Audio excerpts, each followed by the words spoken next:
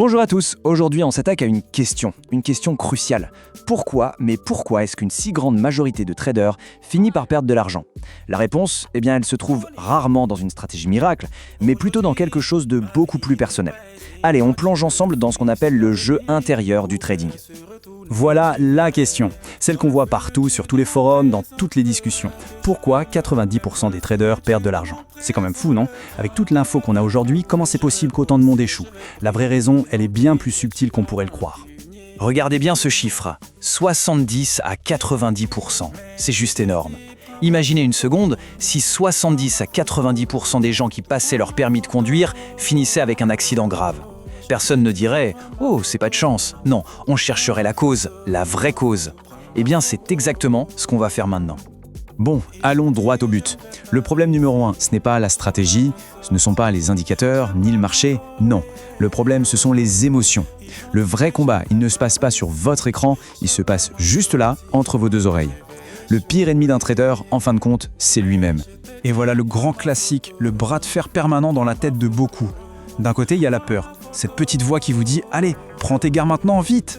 et qui vous fait couper une bonne position bien trop tôt. Et de l'autre côté, l'avidité, celle qui vous fait tenir une position perdante en espérant un miracle, transformant une petite coupure en véritable hémorragie financière. Et ce combat intérieur, ce n'est pas juste de la philo, il a des conséquences bien réelles, bien concrètes. Des conséquences qui se matérialisent par des erreurs techniques, des erreurs qui coûtent cher.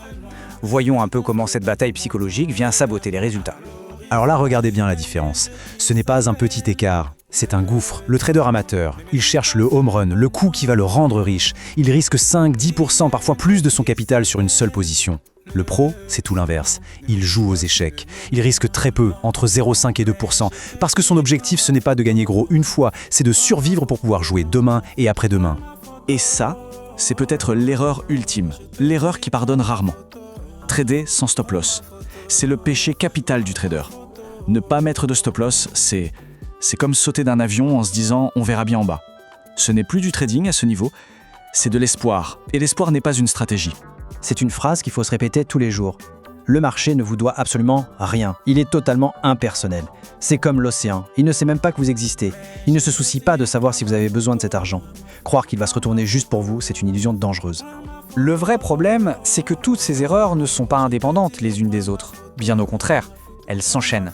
Elles créent une sorte de spirale infernale, un cycle d'autodestruction qui vous tire vers le bas et dont il est très très difficile de sortir. Et ça commence souvent par ça, le revenge trading, ou trading de vengeance. On vient de subir une perte et là, ce n'est plus une question de stratégie. L'ego est touché, ça devient personnel. On a cette envie irrationnelle de se refaire tout de suite, de montrer au marché qui est le patron. Et c'est là que le chaos commence vraiment. Parce que cette envie de se venger, elle pousse que faire n'importe quoi. C'est ce qu'on appelle le surtrading. On oublie le plan, on oublie les règles. On clique sur le moindre petit mouvement en espérant récupérer sa perte. C'est littéralement comme essayer d'éteindre un feu avec de l'essence. Le résultat, plus d'erreurs, plus de commissions et le capital qui fond comme neige au soleil.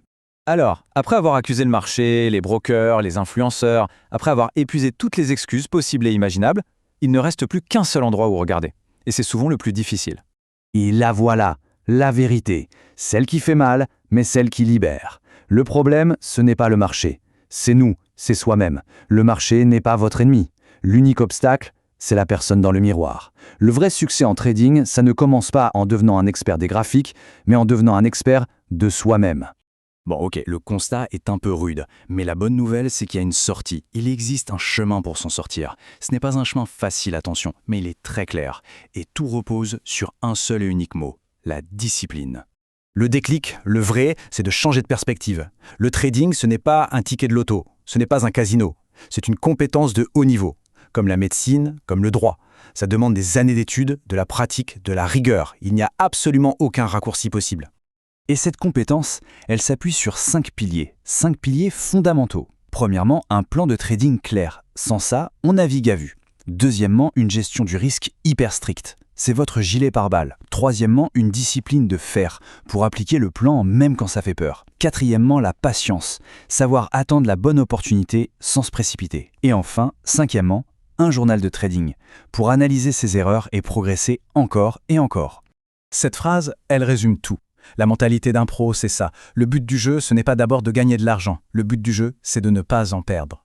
La défense avant l'attaque. Protéger son capital, c'est la seule chose qui permet de durer dans ce métier. Finalement, la prochaine fois qu'on se retrouve devant un graphique, il faut se souvenir de ça. Le vrai défi, ce n'est pas de deviner où va aller le marché. Personne ne le peut. Le vrai défi, c'est de se maîtriser soi-même. La rentabilité durable, elle ne commence pas sur les graphiques, elle commence à l'intérieur de soi.